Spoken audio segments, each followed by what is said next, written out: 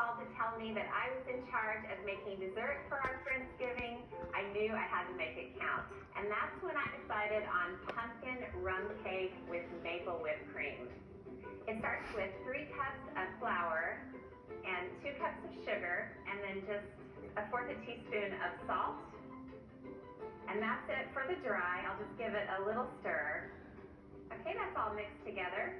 So that's the dry ingredients. Now I'll get started on the wet. I've got 1/2 cup of buttermilk, and I'll add 2 eggs and 2 teaspoons of baking soda. Now I'll add 2 teaspoons of vanilla, and then 1/2 teaspoon of maple extract. I have a saucepan with 2 sticks of salted butter. I'm going to add a can of pumpkin puree.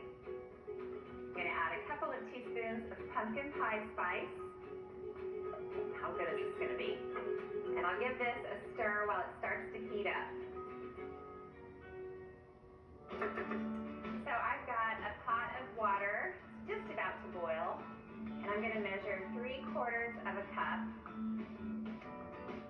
So we really have 2 wet ingredients going on, the buttermilk mixture and the pumpkin mixture. The first thing I like to do is pour in the pumpkin mixture. So I'll grab the buttermilk mixture. You just want to keep folding until you no longer see any hint of the flour. Now I've got a regular bundt pan, and I greased and floured it just to make sure that the cake doesn't stick. Baking first.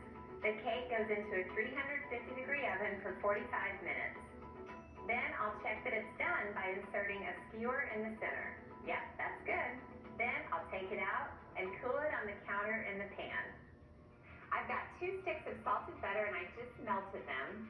And I'm adding a cup of sugar, and I'll add just a couple of tablespoons of water.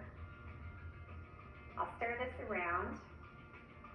Okay, now I'm going to raise the heat, and this needs to cook for about 3 minutes to thicken, so I'll see you on the other side.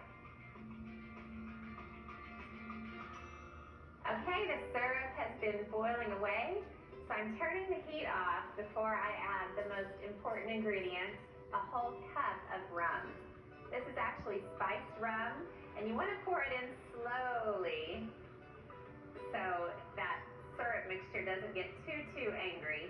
Just a teaspoon of vanilla. All right, the rum syrup is ready. So now I'll get the cake ready. First thing I'll do is turn the cake out onto a rack. That's when you're glad you have thoroughly greased and floured the pan.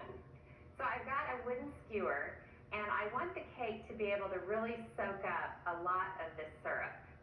So I'm just going all around the cake just to give that rum syrup plenty of places to go to. Okay, that looks great. Now, this is a cool trick. Rather than try to pour the syrup on the cake while it's on the rack, I'm going to pour 1/2 of the syrup into the bundt pan, give or take. And then, you guessed it, I'm going to put the cake back into the pan. Just want to make sure I line up the grooves.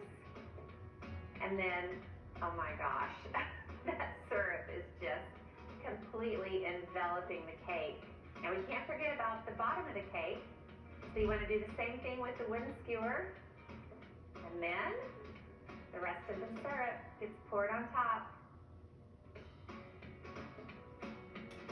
Okay, now the cake needs to soak up the rum, and that's going to take an hour. Here's what happened when I served it up. I cut everyone a generous slice. I mean, it's Thanksgiving after all. Then it was all about the cream, which is just a cup of heavy cream whipped with a teaspoon of maple syrup. And I finished it with a sprinkle of pumpkin pie spice for some Thanksgiving magic.